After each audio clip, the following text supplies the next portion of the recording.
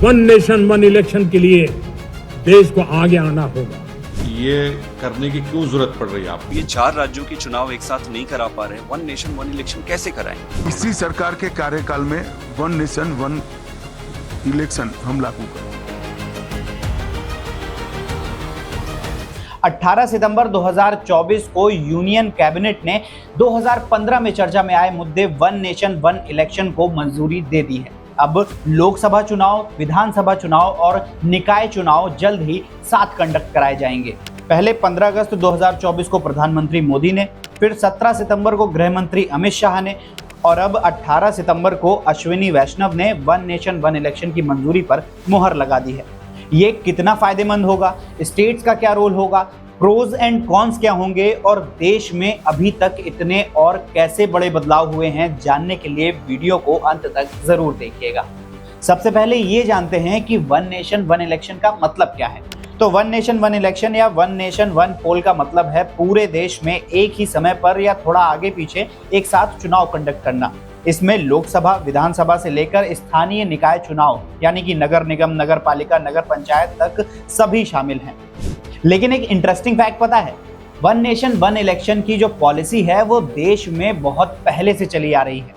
जब पहली बार 1952 में चुनाव कंडक्ट कराए गए थे तब ये पॉलिसी लागू थी और आगे भी कई सालों तक, कई चुनावों तक ये पॉलिसी लागू रही। लेकिन बीच बीच में विधानसभा भंग होने की वजह से ये साइकिल ब्रेक हो गई और 1971 में जब लोकसभा भंग हुई तो देश में लोकसभा, विधानसभा और निकाय चुनाव सब अलग अलग कंडक्ट किए जाने लगे। फिर 2014 में बीजेपी सत्ता में आई और तब से ही वन नेशन वन इलेक्शन की चर्चा दोबारा से गर्म हो चुकी है।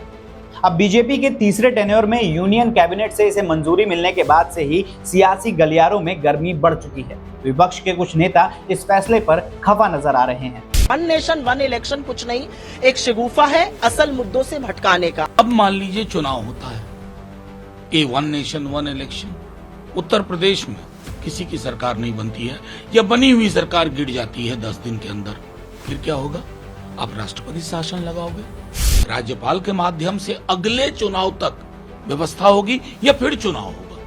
जैसे ही फिर चुनाव हुआ ये माला टूट गई। ये करने की क्यों जरूरत पड़ रही है आपको? कॉन्स्टिट्यूशन चलेगा तो कॉन्स्टिट्यूशन प्रिंसिपल्स के ऊपर चलेगा। तो बेसिकली नरेंद्र मोदी सिर्फ, क्योंकि बीजेपी की आइडियोलॉजी आरएसएस की हमेशा ही रही है कि वो रीजनल पार्टीज को नहीं चाहते, इसीलिए वन नेशन वन इलेक्शन का एक मार रहे हैं तुग्गा। ये 4 राज्यों के चुनाव एक साथ नहीं करा पा रहे, वन नेशन वन इलेक्शन कैसे कराएंगे? ये डेमोक्रेसी को टिकाना है तो जब जब चाहिए तब इलेक्शन करना पड़ेगा। लेकिन ये सब हुआ कैसे? तो सितंबर 2023 में फॉर्मर प्रेसिडेंट रामनाथ कोविंद की अध्यक्षता में वन नेशन वन इलेक्शन के प्रोसेस को अमल में लाने के लिए एक हाई लेवल कमेटी बनाई गई, जिसने 14 मार्च 2014 को प्रेसिडेंट द्रौपदी मुर्मू के समक्ष 18,626 पन्नों की एक रिपोर्ट पेश की, जिसमें 5 मुख्य सिफारिशें की गई। पहली, सभी राज्य विधानसभाओं का कार्यकाल अगले लोकसभा चुनाव यानी कि 2029 तक बढ़ाया जा सकता है। दूसरी, 2029 से वन नेशन वन इलेक्शन लागू करने के लिए बचे हुए 25 राज्यों के चुनाव दिसंबर 2026 से पहले कंडक्ट कराने होंगे। इसके लिए 50% से ज्यादा स्टेट्स की मंजूरी चाहिए होगी, जो कि बीजेपी के पास पहले से है। तीसरा, हंग असेंबली या नो कॉन्फिडेंस मोशन होने पर बाकी बचे कार्यालय के लिए नए सिरे से चुनाव कराए जा सकते हैं। चौथा, पहले फेज में लोकसभा विधानसभा चुनाव एक साथ कराए जा सकते हैं। उसके बाद दूसरे फेज में 100 दिनों के भीतर लोकल बॉडी के इलेक्शन कराए जा सकते हैं। इसके लिए स्टेट की परमिशन की कोई जरूरत नहीं होगी। और पांचवा, लोकसभा, विधानसभा और स्थानीय निकाय चुनावों के लिए सिंगल वोटर लिस्ट और वोटर आईडी कार्ड तैयार किया जा सकता है। इस रिपोर्ट पर 47 पॉलिटिकल पार्टीज ने अपने फीडबैक दिए, जिनमें से 32 फेवर में हैं और 15 अपोज में। अब जानते हैं वन नेशन वन इलेक्शन के प्रोज एंड कॉन्स क्या हैं।